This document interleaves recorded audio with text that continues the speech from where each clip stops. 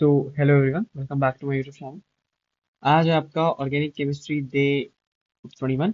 देखते देखते we are completing days and we are completing lectures, we are completing our stuff, our syllabus and all. So I hope आप सबने पिछला lecture देख लिया होगा जिसमें मैंने आपको stability of regulating structure for blood stool के बारे में पढ़ाया था। ठीक है, तो आज हमने बस उन दोनों का डिस्कशन करना है और आगे की चीजें आगे देख लेंगे। ठीक, तो पहले हमारे पास ब्रेड्स रूल है। ठीक है, पहले हमारे पास ब्रेड्स रूल के सवाल मैंने आपके रखे हैं। ठीक है, आप मेरे को बताओ ब्रेड स्टूल क्या होता था। सर आपने बताया था कि जो ब्रिज हेडेड पोजीशन होगी, यहाँ पे sp2 नहीं आ सकता। क्या सर sp3 आ सकता है? हाँ बेटा आ सकता है।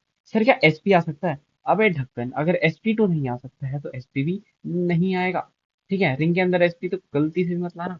6 नंबर की रिंग में sp इज नॉट पॉसिबल। ठीक है, इसका भी मैं आपको एक्सप्लेनेशन कभी दूंगा। खैर, आइए ब्रेड स्टूल के सवाल। पहला देखो, सर इस पे है कार्बन। ठीक है, इस पे क्या है? कार्बन पे माइनस है। सर माइनस है मतलब दो एक्स्ट्रा इलेक्ट्रॉन है। सर इसका एक बॉन्ड यहाँ है, इसमें दो इलेक्ट्रॉन होंगे, एक बॉन्ड यहाँ है, इसमें दो इलेक्ट्रॉन होंगे, एक बॉन्ड यहाँ है, इसमें दो इलेक्ट्रॉन होंगे, और एक बॉन्ड यहाँ, ये एक नेगेटिव चार्ज है तो इसके चार सिग्मा बॉन्ड आपको दिख रही है ना? चार सिग्मा बोलो, या सॉरी तीन सिग्मा दिख रहा है और एक लोन पेयर दिख रहा है। सर इसकी हाइब्रिडाइजेशन sp3 है। सर ये रियल स्ट्रक्चर है। ठीक है बेटा, दिस इज रियल। अच्छा, दूसरा कंपाउंड देखोगे तो आपको यहाँ पे डबल बॉन्ड दिख रही है। तो ये वाला कार्बन भी sp2 है और ये वाला कार्बन भी sp2 है, and it is not, it will not exist, it is not real. ठीक है, उसके बाद यहाँ देखो, सर इसमें ये वाला कार्बन sp3 है, ब्रिज ब्रिज कार्बन है जो, और ये वाला ब्रिज कार्बन है, ये भी sp3 है, पर यहाँ बीच में प्लस है। सर ये रियल है या नॉट रियल? मैंने बोला बेटा देखो, हमने ब्रेड स्कूल में पढ़ा है कि जो ब्रिज कार्बन है वही sp2 नहीं होना चाहिए बस। ठीक है, बाकी बीच वाला कहीं वाला, ये वाला भी, ये वाला, ये वाला, ये वाला, ये वाला, ये पांचों क्या हो सकते हैं? sp2 हो सकते हैं। तो it is a real structure. इसके बाद देखो, डॉट आ गया वहां पे, ये पूरा कनेक्टेड है। ठीक है, ये डॉट आ गया, डॉट है ना? डॉट क्या होता है बताओ? कार्बन फ्री रेडिकल क्या होता है? sp2 होता है, तो ये भी नॉट रियल है। ये भी क्या है बेटा आपका? This is also your not real. इसके बाद देखो, ठीक है, ये अगर आपको समझ नहीं आ रहा, this is boron, this is boron. Boron सिर्फ तीन बॉन्ड बनाता है और बोरोन के पास एक वैकेंट पी होता है, वो वैकेंट होता है। ठीक है, तीन बॉन्ड बनाया है, sp2 hybridization, it is also not real, it is not real. ठीक है, it is not real, it is also not real. आगे चलो, सल्फर। सर इस सल्फर ने तीन बॉन्ड बनाए हैं। ठीक है, तो तुमने बोला sir it is not real क्योंकि इसने तीन बॉन्ड बनाए हैं। पीछे हमने देखा था बोरोन, उसने तीन बॉन्ड बनाए थे, इट इज नॉट रियल। फिर मैंने बोला बेटा ध्यान दो, सल्फर के पास दो लोन पेयर्स होते हैं। सल्फर के पास क्या होते हैं बेटा? दो लोन पेयर्स होते हैं। ठीक है, हाँ, तो इसकी हाइब्रिडाइजेशन कितनी है? तीन सिग्मा दो लोन पेयर, तीन सिग्मा दो लोन पेयर, sp3d हाइब्रिडाइजेशन है यहाँ पे, sp3d हाइब्रिडाइजेशन है, इट इज रियल स्ट्रक्चर। उसके बाद ये it is not real, carbocation not real. अच्छा, ये इंटरेस्टिंग क्वेश्चन देखो, क्या ये ब्रिज कार्बन है? क्या ये ब्रिज कार्बन है? सोचो, दिमाग लगाओ यार थोड़ा। क्या ये ब्रिज कार्बन है मेरे भाई? मेरे भाई क्या ये ब्रिज कार्बन है? नहीं, ये ब्रिज कार्बन नहीं है। क्यों? सर यहाँ पे ब्रिज बन रहा है, यहाँ पे ब्रिज बन रहा है, यहाँ पे ब्रिज बन रहा है, इवन तो यहाँ पे भी ब्रिज बन रहा है, तो सर यहाँ पे कहाँ ब्रिज बन रहा है? आपने तो बस ये जो आपका कंपाउंड था इसका कार्बन आपने से उल्टा कर दिया, यहाँ डाल दिया ऐसे, है ना? तो इट इज बेटा योर रियल स्ट्रक्चर। यहाँ देखो, उसके बाद नाइट्रोजन है। नाइट्रोजन ने चार सिग्मा बनाई है, मतलब sp3 है, तो ये रियल है। यहाँ देखो सल्फर भाई, इसने तीन बॉन्ड तो तीन सिग्मा बनाई है, एक पाई बना रखी है, और एक लोन पेयर इसके पास अभी भी है। ठीक है, तो ये क्या हो गया? ये sp3 हो गया, ये भी रियल है। अच्छा, यहाँ देखो, ब्रिज कार्बन sp3 है, रियल है। ब्रिज कार्बन sp2 है, नॉट रियल है। अब देखो, ब्रिज कार्बन sp2 है, देखो ब्रिज कार्बन sp2 है, पर रिंग, रिंग 9 मेंबर्स की है।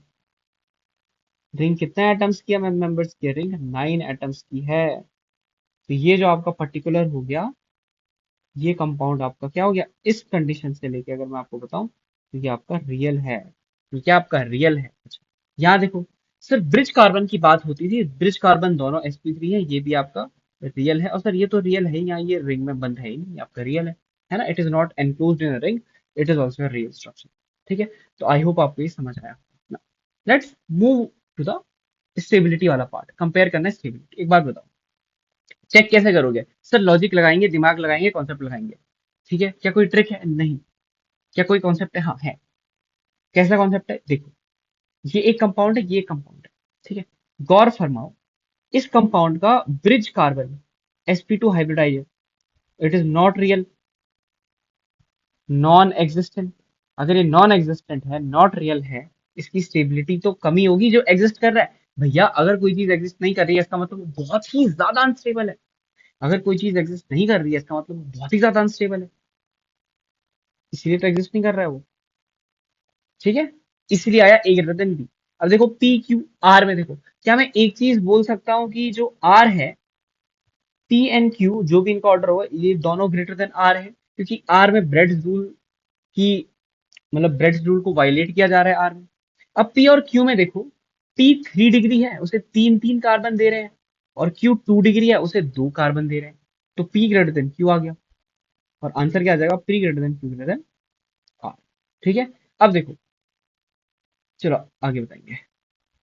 यहाँ देखो, यहाँ देखो, सर ए और बी, सर ए में ब्रिज कार्बन पे sp3 है, दैट इज रियल, और बी में ब्रिज कार्बन पे sp3 है, दैट इज रियल। अच्छा, अब सर बात ये आती है कि ये कार्बन आयन है, कार्ब अनायन को इलेक्ट्रॉन विड्रॉइंग ग्रुप चाहिए। इस पूरे कंपाउंड में कहीं पे भी इलेक्ट्रॉन विड्रॉइंग ग्रुप नहीं है, पर यहाँ पे इलेक्ट्रॉन विड्रॉइंग अल्काइल ग्रुप्स हैं।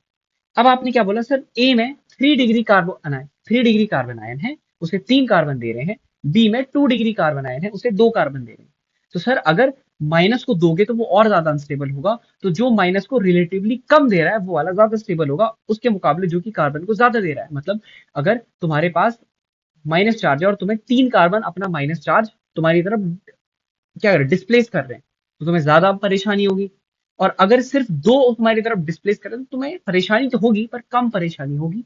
तो इसी लॉजिक के अनुसार ए ग्रेटर देन, सॉरी, इसी लॉजिक के अनुसार बी ग्रेटर देन ए। ठीक है, B greater than A in terms of stability. अच्छा, अब देखो पी क्यू आर, देखो एक बात बताओ, सर जो पी क्यू है, मिला के they will be greater than are.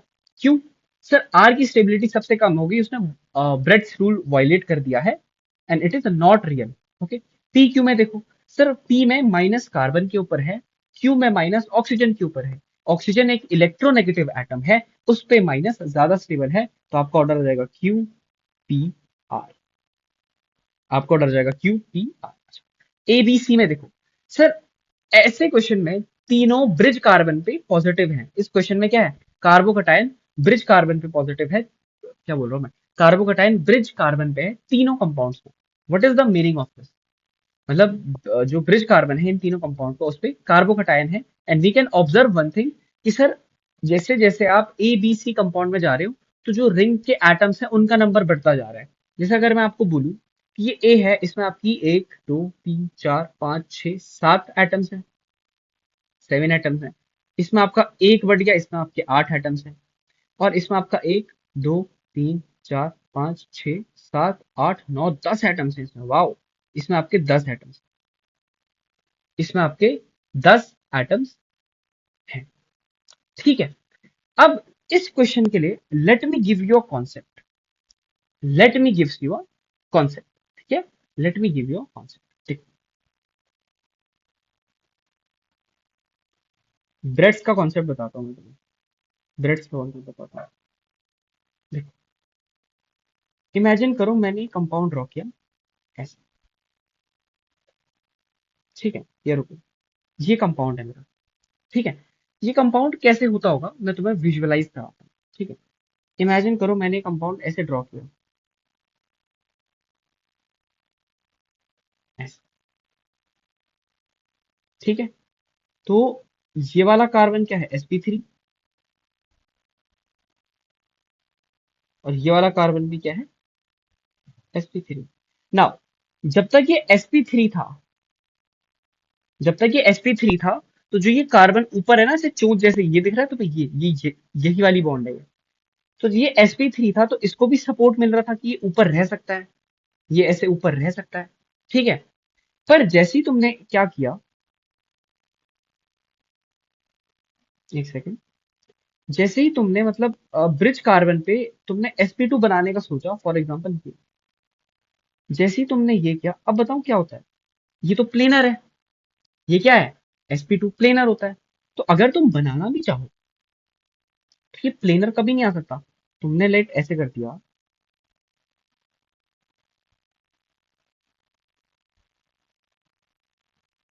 तुमने क्या किया, यहाँ पे प्लस किया। अब तुमने यहाँ पे प्लस किया, तुम्हें ये वाली बॉन्ड, ये वाली बॉन्ड और ये वाली बॉन्ड तीनों एक प्लेन में चाहिए। चल ये वाली और ये वाली एक प्लेन में आ गई, इनके बीच में एंगल भी आ गया 120 डिग्री का।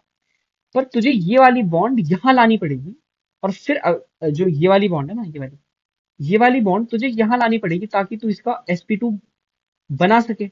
अब लग रहा है ना sp2, ये होता है sp2, मर्सिडीज जैसा होता है sp2। तो तुझे ये वाली जो बॉन्ड है, ये वाली बॉन्ड तुझे यहाँ लानी पड़ेगी। पर अगर तूने ये वाली बॉन्ड यहाँ लाई, तो जो ये वाली बॉन्ड है, ये इवेंचुअली इतनी लंबी ना हो पाएगी, इतनी लंबी नहीं होगी, ये टूट जाएगी, है ना। और अगर वो टूट गई तो कंपाउंड का मतलब ही बदल गया, ये कंपाउंड ऐसा रहेगा ही नहीं, ये कंपाउंड कैसा हो जाएगा। ध्यान से सुन, तेरी एक्सपेक्टेशंस ये है, पर it is not real. It is what, it is not real. और अगर तुझे यहाँ पे प्लस बनवाना ही है तो ये वाली बॉन्ड टूट जाएगी, ठीक है, ये वाली बॉन्ड टूट जाएगी, और जो हमारा आंसर आएगा वो कुछ ऐसा होगा। एक सेकंड। प्लस और ये वाली बॉन्ड जैसे भी टूटे होते, ठीक है। तो इसका क्या मतलब है कि जैसे ही आप ब्रिज कार्बन पे प्लस बनाते हो तो ये रिंग टूट जाती है, ठीक है। ये रिंग टूट जाती है, क्यों टूट जाती है, क्योंकि सर जो ये वाली सिग्मा बॉन्ड है, ये वाली सिग्मा बॉन्ड है, ये उतनी स्ट्रेच नहीं कर पाती। This sigma bond can not stretch when carbon tries when carbon tries to be in one plane due to the sp2 hybridization, ठीक है। बात समझे। This sigma bond can not stretch when carbon tries to be in one plane due to sp2 hybridization, ठीक है। तो sir ये रही एक कार्बन की। सर अगर मैं ऐसे दो कार्बन ला दूं, मैंने बोला ठीक है। अब देखो, अब एक चीज इमेजिन करो, अगर यहाँ पे मैंने प्लस बनाया भी तो ये वाला अगर ऐसे प्लेनर आएगा ना, तो एक बॉन्ड, ये एक एक्स्ट्रा बॉन्ड मिली मुझे, तो एक एक्स्ट्रा बॉन्ड का सपोर्ट कुछ ऐसे हो सकता है। ऐसे नहीं बोल रहा हूँ होता है, ये तो आर्ट की रिंग है, इसमें भी नहीं होता है। पर जैसे ही मैंने 9 एटम लगाए, मैंने इसको ऐसे किया, अब मुझे देखो कितना सपोर्ट मिल गया। ये मेरा ऐसे जा सकता है, एक ऐसे चले जाएगा, एक ऐसे चले जाएगा, एक ही आ जाएगा। तो मेरे कहने की बात क्या है, इसको मैं आपका मिटा दे रहा हूँ। मेरी कहने की बात क्या है कि when we increase number of atoms, ठीक है, when we increase number of atoms in bridge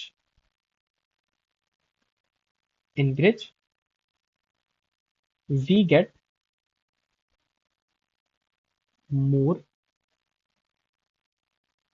मतलब फ्लेक्सिबिलिटी कहते हैं, more flexibility, we get more flexibility for sp2 configuration, ठीक है। मेरी कहने की बात यह है कि अगर यहाँ पे नंबर ऑफ कार्बन ज्यादा होंगे, ये वाली बॉन्ड कहीं ना कहीं ज्यादा फ्लेक्सिबल होगी। ये वाली बॉन्ड जो मतलब इस कार्बन से जो जो भी उधर का कार्बन जुड़ रहा होगा, उसकी और वो बॉन्ड ज्यादा फ्लेक्सिबल होगी, क्योंकि जब यहाँ पे नंबर ऑफ कार्बन ज्यादा होंगे, फॉर एग्जाम्पल ऐसा ऐसा कुछ केस है और ये है, तो यहाँ पे अगर प्लस आ भी गया तो ये वाला कार्बन ऐसा सीधा हो सकता है और ये वाले कंपनसेट कर देंगे और यहाँ पे फाइनली जुड़ जाएंगे। तो मेरे ये कहने का मतलब था कि अगर आप कार्बन का नंबर बढ़ाओगे तो we get more flexibility for sp2 configuration there, ठीक है। अब यहाँ पे ये सवाल पे आओ। इसमें एक कार्बन है, अगर ये वाली बॉन्ड ऐसे यहाँ प्लस बनाने के लिए सीधी भी, तो देखो ये नहीं खुद कितना तो ऐसे कैसे बना सकते हो यहाँ पर? नहीं बना सकते। ये सीधी भी तो ऐसे कुछ कर सकते हो, इसमें भी नहीं होता। तो इसमें देखो, ये सीधी भी, अब एक दो तीन चार कार्बन है, एक दो तीन चार, और ऐसे जोड़ दिया तुमने, है ना? तो ये फायदा होता है। तो आपकी जो स्टेबिलिटी होगी that will be C B A, number of carbon बढ़े, स्टेबिलिटी बढ़ी। आई होप आपको ये कॉन्सेप्ट समझ में आया होगा। एक और बार बता रहा हूँ, ध्यान से सुनो। मेरे कहने का मतलब ये है कि अगर यहाँ पे sp2 बनाने के लिए ये वाला कार्बन सीधा हुआ, तो जो इसकी ये वाली बॉन्ड है इस पे स्ट्रेन आएगा, इस पे बहुत ज्यादा लोड आएगा और इवेंचुअली टूट जाएगी, क्योंकि एक सिंगल बॉन्ड इतनी लंबी नहीं हो सकती, तो वो टूट गई। ठीक है, वो टूट गई क्योंकि उस बॉन्ड पे क्या आया? स्ट्रेन आया। उस बॉन्ड पे क्या आया? स्ट्रेन आया। स्ट्रेन और लोड आया ऑन सिग्मा। ठीक है, ऑन सिग्मा बॉन्ड, और उसके हाल से ये हो गया। ठीक है, बट जब हम यहाँ पे नंबर ऑफ कार्बन बढ़ाएंगे, तो हम इस सिग्मा बॉन्ड को फ्लेक्सिबिलिटी प्रोवाइड करते हैं। ठीक है, इस सिग्मा बॉन्ड को फ्लेक्सिबिलिटी प्रोवाइड करते हैं। देखो यहाँ पे मैंने sp2 लिखा है by providing stability, sorry, by providing flexibility to sigma bond. ठीक है सर, आप कौन से सिग्मा की बात कर रहे हैं? तो बेटा मैं तुम्हें एक चीज बना के दे देता हूँ, आप प्लीज इसे समझें। फॉर एग्जाम्पल मैंने कुछ ऐसा बना दिया, और यहाँ पे जो कार्बन था, ध्यान से देखना, मैंने ऐसे बना दिया। इसका मैं थोड़ा साइज आपको बड़ा करके दिखाता हूँ। ठीक है, जो यहाँ पे बीच में कार्बन है, इस पे मैंने बोल दिया एन टाइम्स। मतलब आप CH2 CH2 CH2, it is a CH2 unit, right? It is what? It is a CH2 unit. तो मैंने बोल दिया एज n इंक्रीजेस। अच्छा, किस केस में बोल रहा हूँ सर? जब यहाँ पे प्लस है। ठीक है, as n increases stability increases. I hope आपको ये बात समझ में आई होगी। ठीक है, आई होप आपको ये बात समझ में आई होगी। ठीक है, तो this was the cross cross of bread Singh. ठीक है, आई होप आपको ये बात समझ में आई होगी, और आपको जरूर समझ में आएगी। एक सेकंड यार, क्या क्या होता है? एक सेकंड। ठीक है ना, let's move on to the this question. ये बताओ सर, यहाँ पे प्लस है। ठीक है सर, हमने इंडक्टिव इफेक्ट में पढ़ा है कि OH is a minus I and COO minus is a plus I group. तो sir P is more stable than Q। ठीक है, जैसे ही तुमने ये आंसर लिखा, मैंने बोला ओके बेटा, तुमने इंडक्टिव इफेक्ट से छोड़ा, पर ये गलत है। ये गलत क्यों है? क्योंकि बेटा मैंने तुम्हें एक और इफेक्ट पढ़ाया है, रेजोनेंस, और मैंने बोला है resonance is the strongest effect. मैंने क्या बोला है? किताबों ने बोला it is the concept that resonance is strongest effect. इसमें पाई बॉन्ड का डीलोकलाइजेशन होता है। इंडक्टिव में क्या होता है? इंडक्टिव में ओनली डिस्प्लेसमेंट, वो भी किसका? सिग्मा इलेक्ट्रॉन्स का। ठीक है, तो इसमें क्या होगा देखो, यहाँ पे एक वैकेंट पी है, यहाँ पे क्या है? लोन पेयर वाला पी है। यहाँ पे रेजोनेंस हो रहा है, देखो ऐसा रेजोनेंस हो रहा है। और जो इस टाइप का रेजोनेंस होता है उसे बैक बॉन्डिंग कहते हैं। ये मैं आपको अगले लेक्चर में बताऊंगा। ठीक है, बैक बॉन्डिंग में आपको कहाँ बताऊंगा बेटा? अगले लेक्चर में आपको बैक बॉन्डिंग बताऊंगा। उसके बाद हम रेजोनेंस मेसोमेरिक इफेक्ट अच्छे से स्टार्ट करेंगे, आपको बहुत ही ज्यादा मजा उससे आने वाला है। तो आइए स्टार्ट करते हैं। ध्यान दो, ध्यान दो। जो ये कंपाउंड है, यहाँ पे वैकेंट पी है, यहाँ पे पी है। ठीक है, पर ये पी फिल्ड पी है। ये फील्ड ये पी क्या है? ये फील्ड पी है। ठीक है, और फिर एक पी यहाँ पे है, एक पी यहाँ पे है। एक बात ध्यान से सुनो, ये लोन पेयर है, चलो इसका रेजोनेंस ऐसे ऐसे अपने में हो रहा होगा। इसका रेजोनेंस अपने में हो रहा है। ठीक है, पर जो यहाँ पे प्लस है, ये जो अपने इलेक्ट्रॉन है ये इसे नहीं दे रहा, क्योंकि इनका अपने में हो रहा है resonance. It can not give its electron to this. तो ये क्या करता है कि इससे इलेक्ट्रॉन खींचता है। बेटा ये क्या करता है? ये इससे इलेक्ट्रॉन क्या करता है? ये इससे इलेक्ट्रॉन आपके खींचता है। ठीक है, और ये इलेक्ट्रॉन खींच रहा है, it is a minus R group, and ये इलेक्ट्रॉन दे रहा है, it is a plus R group, ये हम सीखेंगे, बस ये मतलब है कि ये रेजोनेंस को सपोर्ट कर रहा है, उसके फेवर में रेजोनेंस है। पॉजिटिव को क्या चाहिए, डोनेटिंग ग्रुप। प्लस आर अगर कोई ग्रुप है जैसे कि ये, that is a electron donating group, और माइनस आर अगर कोई है, that is electron withdrawing group. तो यहाँ पे ज्यादा स्टेबल कौन होगा, जो इलेक्ट्रॉन दे रहा है वो ज्यादा स्टेबल करवाएगा, that is Q greater than P, that is Q greater than P is the stability. अच्छा, अब इधर आ जाओ, compare stability of following resonating structures, ये हमारे सवाल हैं। उसके बाद ये दो अच्छे सवाल हैं, ये तो मैंने आपको थ्योरी थोड़ी बताई है। ठीक है, अब देखो। अच्छा देखो, सबसे पहले सर ऑक्टेट चेक करते थे। सर इसका ऑक्टेट इनकम्प्लीट है, ऑक्टेट इनकम्प्लीट है यहाँ पे। तो सर यहाँ पे ऑक्टेट कंप्लीट है, यहाँ पे भी ऑक्टेट कंप्लीट है। सर फिर इसमें प्लस क्यों है? बेटा ध्यान दो, ऑक्सीजन दो बॉन्ड बनाता है, हाँ सर। ऑक्सीजन ने बेटा कितने बॉन्ड बनाए हैं? सर तीन बॉन्ड बनाए हैं। सर क्या ऑक्सीजन अपनी औकात से बाहर के बॉन्ड बनाए हैं? हाँ बेटा, ऑक्सीजन अपनी औकात से बाहर के बॉन्ड बनाए हैं। सर इसका मतलब ये फॉर्मल चार्ज है? हाँ बेटा, ये फॉर्मल चार्ज है। सर फॉर्मल चार्ज है तो फॉर्मल चार्ज मतलब उसका ऑक्टेट तो पूरा है ना? देखो, एक दो तीन चार पाँच छः, और एक लोन पेयर भी होगा, सात आठ। समझ लो, ऑक्टेट पूरा है भैया इसका, ये फॉर्मल चार्ज है बस। ठीक है, तो आंसर क्या आ जाएगा? Sir B greater than, B greater than ए। ऑक्टेट पूरा है ऑक्सीजन का। ठीक है, ऑक्टेट क्या है ऑक्सीजन का? पूरा है। ठीक है मेरे भाई, चलो। पी क्यू आर एस में देखो, सबसे पहले octet, octet complete, octet complete, octet incomplete, octet incomplete. ठीक है, सबसे पहले में हमने क्या देखा सर, पी और क्यू मिला के ग्रेटर देन होंगे आर और एस से। ठीक है, तो अब सर क्या कर ले, पी और क्यू का अलग अलग देख लें, आर एस का अलग अलग देख लें। पी और क्यू में आप देखोगे, पहला रूल ऑक्टेट का, दोनों सेटिस्फाई कर रहे हैं। दूसरा रूल आयनिक न्यूट्रल, सर ये न्यूट्रल है, ये आयनिक है, तो साफ साफ मेरे सामने बात आती है, पी ग्रेटर देन क्यू है। अब सर आर और एस का चेक करते हैं। आर में, आर में ऑक्सीजन के ऊपर प्लस है भाई साहब, ये पाप है बेटा, ये क्या है, पाप है। इलेक्ट्रोनेगेटिव एटम के ऊपर प्लस देना पाप है, यहाँ पे माइनस है, ये अच्छा, ये खुश है। एस ग्रेटर देन आर,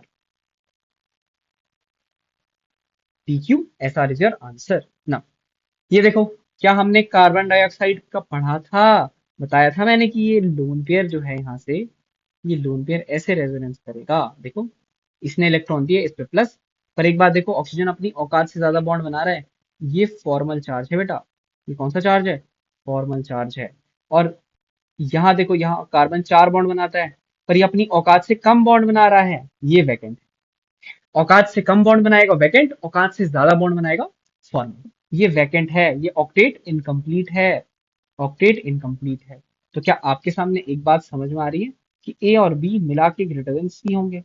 ए और B is greater than C. Sir A B में A is neutral, B is ionic, साफ साफ मेरे सामने बात आती है कि A B is greater than C. ठीक है, अब देखो, पी क्यू आर में देखो, सबसे पहले सर ऑक्टेट ढूंढता है। सर मेरे को साफ साफ दिखता है क्यू में कार्बोकटाइन है, इट इज वैकेंट। तो सर एक बात तो समझ में आ रही है कि P and R is greater than Q. और सर पी और आर में मैं देखूं, तो एक में नाइट्रोजन के ऊपर माइनस है, एक में कार्बन के ऊपर माइनस है। सर इलेक्ट्रोनेगेटिव एटम के ऊपर माइनस है ना, negative, more on electronegative atom, उसको मैं ज्यादा स्टेबल मानूंगा यहाँ पे। तो R is greater than P then. अच्छा, आप लोग सोच रहे होगे सर आप बीच के रूल्स क्यों नहीं लगा रहे हो? बेटा क्योंकि बीच के रूल्स सारे सेम ही है। देखो, ऑक्टेट कंप्लीट, ऑक्टेट कंप्लीट, दोनों आयोनिक। ठीक है, same number of pi, same number of pi, charge separation जैसी कोई भी चीज नहीं है। अब negative one more E an atom से आंसर निकाल दिया, बस ऐसा आपको चेक करना है। अच्छा, अब इधर देखो, सर सबसे पहले तो ऑक्टेट इनकम्प्लीट ढूंढना, दैट इज सी। तो सर जो ए और बी है, A and B is greater than C, मैंने बोला हाँ। और सर इसके बाद A is neutral, B is ionic, तो सर साफ साफ मेरे सामने बात आती है कि A is greater than B greater than C. अच्छा, आगे देखो, sir P Q R S, बेटा अभी तक तो समझ गए होगे, सबसे पहले क्या ढूंढना है? सबसे पहले ढूंढना है ऑक्टेट इनकम्प्लीट। सर एस में ऑक्टेट इनकम्प्लीट है, और सिर्फ एस में ही ऑक्टेट इनकम्प्लीट आपका है। तो सर इसका मतलब पी क्यू और आर ग्रेटर देन एस है। अब बेटा पी क्यू आर में चेक कर लो, सर पी न्यूट्रल है, क्यू और आर क्या है मेरे? आयनिक। तो सर इसका मतलब P will be greater than Q and R, और ये ग्रेटर देन एस। अब क्यू और आर में चेक कर लो, सर न्यूट्रल आयनिक का तक आपने देख लिया, पाई बॉन्ड देखो सर, एक पाई बॉन्ड, एक pi bond, charge separation. Sir यहाँ भी ऐसा ही है, यहाँ भी ऐसा ही है। अच्छा, negative on more EN atom. Sir negative on more EN atom, negative on more EN atom. पर सर पॉजिटिव, पॉजिटिव का अगर हम देखें तो सर ये देखो, positive charge on nitrogen and positive charge on oxygen. बताओ, electronegativity oxygen greater than nitrogen, तो मतलब इसका मतलब ऑक्सीजन पे प्लस आना ज्यादा बुरी बात है नाइट्रोजन पे प्लस आने से। तो मतलब नाइट्रोजन पे प्लस रिलेटिवली ऑक्सीजन पे प्लस के ज्यादा स्टेबल होगा। ठीक है, तो इसका मतलब क्यू ग्रेटर देन आर। तो P greater than Q greater than R greater than S, ये आपका आंसर। अच्छा, ए बी और सी में देखो सर, ऑक्टेट, ऑक्टेट के बेसिस पे आपको आंसर नहीं मिलेगा। ठीक है sir, pi bond, sorry, neutral versus ionic, सारे आयनिक है। सर पाइबॉन्ड सब में सेम है। ठीक है, अब आप क्या करोगे? सर हम बोलेंगे चार्ज सेपरेशन नहीं है, दो अलग अलग चार्ज नहीं है। Sir minus one more EN atom, हाँ बेटा उससे आंसर आ सकता है। Minus one oxygen, minus one nitrogen, minus one carbon. तो क्या आ जाएगा answer? C greater than B greater than A. I hope आपको ये समझ में आ रहा होगा। आगे देखो सर, ऑक्टेट सब में कंप्लीट है। Octet is complete in all, है ना? मेरे साथ एक बार रूल्स भी रिवाइज करते जाओ। Octet is complete in all. ठीक है सर, उसके बाद neutral ionic all are ionic. Sir उसके बाद pi bond all have same number of pi bond. Sir उसके बाद charge separation, no there is no charge separation. Sir उसके बाद minus one more EN atom, आपने बोला minus one more EN atom. हाँ sir, इससे मेरा एक चीज तो यहाँ पे क्लियर हो रही है कि minus one more EN atom that means R is greater than P and Q. ठीक है, minus one. Sir benzene, benzene है नहीं यहाँ पे। अब आप पी एन क्यू में डिफ्रेंशिएट नहीं कर पा रही कि अब क्या लगाओ, है ना? आप पी एन क्यू में डिफ्रेंशिएट नहीं कर पा रही कि अब क्या लगाओ। तो अब जब लास्ट में आपके पास कुछ नहीं बचता, मैंने बोला था आप इंडक्टिव यूज करो। आप देखोगे इंडक्टिव अगर आप यूज करो तो पी में आपको इतना बड़ा एक ग्रुप खींच रहा है, पर ये एक ही ग्रुप है। और क्यू में आपके दो दो ग्रुप खींच रहे हैं। तो डी एंड पी हमने देखा था, डेट डिस्टेंस नंबर पावर। तो हम नंबर से यहाँ पे क्यू को हम बोल देंगे क्यू इज मोर स्टेबल। तो मतलब आर क्यू पी। ठीक है, P is more stable. Okay, ninth question, ninth question, ninth question is, ये तो मैंने आपको करा रखा है, पर चलो देख लो। चलो बताओ, octet. Sir octet is complete. Neutral ionic, sir all are ionic. Number of pi bonds, same number of pi bonds. Charge separation, no charge separation. Minus one more EN atom, all are carbon.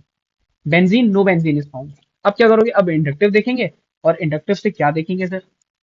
Inductive से देखेंगे इसको दो खींच रहे हैं, इसको कितने दो खींच रहे हैं, तो ये ज्यादा स्टेबल है। इसे दो खींच रहे हैं, ये ज्यादा स्टेबल है। इसे एक ही खींच रहा है, इसे भी एक ही खींच रहा है।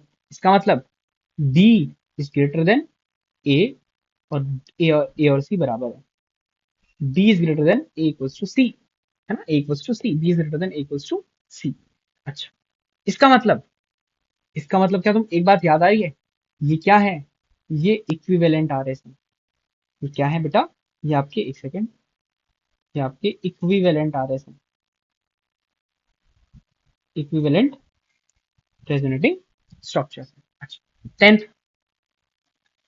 सबसे पहले ऑक्टेट इनकम्प्लीट दिख गया मुझे सर। ऑक्टेट इनकम्प्लीट दिखते ही मैं बोल देता हूँ आर जो होगा मेरा सबसे कम स्टेबल होगा। पी क्यू में अगर मैं चेक करूँ सर, पी न्यूट्रल है, क्योंकि मेरा आंसर ऐसे चला जाएगा पी क्यू आर। 11 क्वेश्चन देखो सर, ऑक्टेट इनकम्प्लीट का केस नहीं है। न्यूट्रल आयनिक में दोनों ही आयनिक है। नंबर ऑफ पाई बॉन्ड्स दोनों में दो दो है। चार्ज सेपरेशन नहीं है। Negative on more EN atom से बी का नेगेटिव ऑक्सीजन पे है, ए का नेगेटिव कार्बन पे है। बी ज्यादा, ओ ऑक्सीजन ज्यादा इलेक्ट्रोनेगेटिव है कार्बन से, बी ग्रेटर देन ई। अच्छा, पी एन क्यू। सर एक बात बताओ, ऑक्टेट ऑक्टेट, चार्ज चूर्ज, आयनिक वायनिक, नेगेटिव कुछ नहीं है सवाल में, सीधे बेंजीन का सवाल है। बेंजीन देखेंगे, इसमें एक बेंजीन ये है और एक बेंजीन ये है, दो बेंजीन बन रही है। इसमें एक बेंजीन ये है, बाकी कोई बेंजीन नहीं है। इसमें दो बेंजीन है, इसमें एक बेंजीन है। ये हमारा फ्राइज रूल है। It is P greater than Q, and these are the resonative structures of anthracene as you can appreciate the three fused benzene ring in a row. 13th question, 13th question देखो बेटा, क्या 13th question is similar to the 9th question? 13th question, 13th question is similar to 9th question. What is the difference? Ninth question में carbanion है, यहाँ carbocation है। What is the difference between carbocation? Carbanion is a electron withdrawing group, alkenes are electron withdrawing, alkenes are electron withdrawing. तो अगर दो alkyne खींच रही है ऐसे तो इसकी स्टेबिलिटी कम हो जाएगी, मतलब यहाँ पे आंसर क्या है? A and C is greater than B, A and C की स्टेबिलिटी ग्रेटर देन बी है। क्यों? ए और सी को एक ही ग्रुप खींच रहा है, मतलब ए और सी की बराबर है, और ग्रेटर देन बी, बी को दो माइनस आई ग्रुप खींच रहे हैं, ए और सी को एक ही माइनस आई ग्रुप खींच रहे हैं। 14, 14 सर सबसे पहले वैकेंट चेक करता हूँ, वैकेंट नहीं है। चार्ज और आयनिक मैंने चेक किया तो मेरे को मिला कि P is greater than QNR, P is greater than QNR। Sir उसके बाद नंबर ऑफ मैं पाई बॉन्ड चेक करता हूँ, दैट इज 2 2 2 2, सेम है, पाई बॉन्ड सेम है। सर अब मैं चार्ज सेपरेशन चेक करता हूँ। तो चार्ज सेपरेशन देखो, ये एक डिस्टेंस ये है x, ये अपोजिट चार्जेस है, इनको पास रहने में स्टेबिलिटी बढ़ रही है, और एक डिस्टेंस है y। बताओ सर, ऑब्वियस ही बात है, x is less than y, x में अपोजिट चार्जेस पास है, तो q की जो हमारी स्टेबिलिटी है वो ज्यादा होगी, क्योंकि इसमें चार्ज सेपरेशन कम है। चाहे चार्ज सेपरेशन कम है या नहीं है ऐसा भी बोल सकते हो, पर चार्ज सेपरेशन जनरली यहाँ पे कम है वो देखने को मिल रहा है। इसका मतलब P than Q than R, P than Q than R।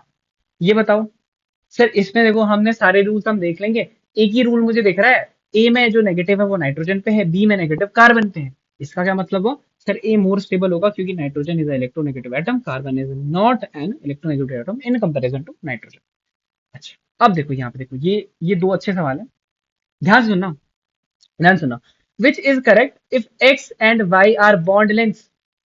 Which is correct if X and Y are bond length? बात बताओ, टेल मी वन थिंग, बेटा टेल मी वन, इनके हम रेजोनेंस हाइब्रिड बनाते हैं, उससे पहले हम एक्सटेंट ऑफ रेजोनेंस देख लेते हैं कि कहां तक रेजोनेंस जा रहा है। यहां से रेजोनेंस स्टार्ट हुआ और सीधे यहां तक गया, लास्ट कार्बन तक गया, ठीक है। इस कंपाउंड में भी देखते हैं क्या हो रहा है, इस कंपाउंड में भी देखते हैं क्या हो रहा है। सर इसमें रेजोनेंस यहाँ से स्टार्ट हो रहा है और यहाँ तक जा रहा है, और यहाँ से स्टार्ट हो रहा है और यहाँ तक जा रहा है, ठीक है। कुछ बात याद आई, कुछ धुंधली यादें तुम्हें याद आई है? Sir it is extended conjugation, it is extended conjugation, and sir it is cross conjugation, cross conjugation, ठीक है। फिर तुमने पूछा सर इसका क्या मतलब हुआ, मैंने बोला बेटा एक्सटेंडेड कॉन्जुगेशन का मतलब होता है कि जो आपकी पाई बॉन्ड है वो मोर डीलोकलाइज्ड है ना, और मोर डीलोकलाइज्ड है, इसका आप सिंपल सिंपल मतलब ये समझो कि वो जो उसमें है मोर सिग्मा कैरेक्टर, ठीक है, in comparison to this pi bond less delocalized. इसका क्या मतलब है? लेस सिग्मा कैरेक्टर, ठीक है। तो मैंने आपसे सिंपल सिंपल बॉन्ड मीन्स पूछी थी।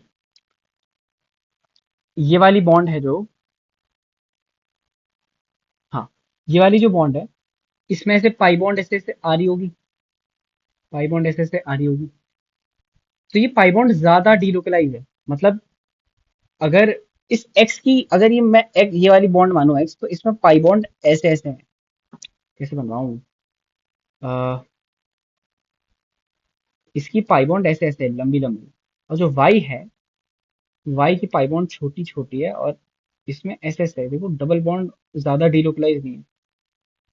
ये वाई का है, ये एक्स का है, तो sir X is greater than Y, ठीक है, एक्स इज ग्रेटर देन, ये आपका सही आंसर यहाँ पे है, ठीक। अच्छा नीचे देखो, इज दिस पॉसिबल? बताओ क्या ये पॉसिबल है? कभी कभी दिमाग में तो आया होगा, दिमाग में तो पक्का आया होगा, इस कार्बोकेटाइन को स्टेबल करने के लिए ये कर देता हूँ, ठीक है ना, आया होगा। पर मेरे बच्चों, मेरे बच्चों, मैंने तुमसे कहा था इस रणभूमि में छोड़ो, ये is not possible, it is not possible बेटा, ये पॉसिबल नहीं है, ये पॉसिबल नहीं है। रणभूमि में जीतने से पहले मन भूमि में जीतो बेटा। दिमाग लगाओ अपना, दिमाग लगाओ। ऑक्सीजन पे प्लस बना रहे हो, ये करना पाप है। ईएन एटम पे प्लस बना रहे हो, पाप कर रहे हो। ये नहीं होता है, ये नहीं होता है। It is not possible. कभी भी ऐसा मत करना। कार्बोनिल कंपाउंड के बगल वाले कार्बन पे प्लस आ जाए, it is very unstable. These are your minus I minus R groups. These are your very strong electron withdrawing groups. इनका इलेक्ट्रॉन विड्रॉइंग नेचर बहुत अच्छा होता है भैया। ये इलेक्ट्रॉन विड्रॉइंग ग्रुप्स हैं आपके। ठीक है, तो कभी मत करना। ठीक है, ये आपका क्या होगा, this is your carbonyl.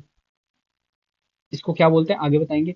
This is your imine, imine, imine, imine, है ना। These are electron withdrawing groups. ठीक है, ओके। तो इस लेक्चर में हमने ये ब्रेड स्टूल को थोड़ा और डिटेल में पढ़ा और इसके क्वेश्चंस करे, और फिर मैंने आपको बहुत सारी चीजें बताई। And this was all for the day 21 of your organic chemistry.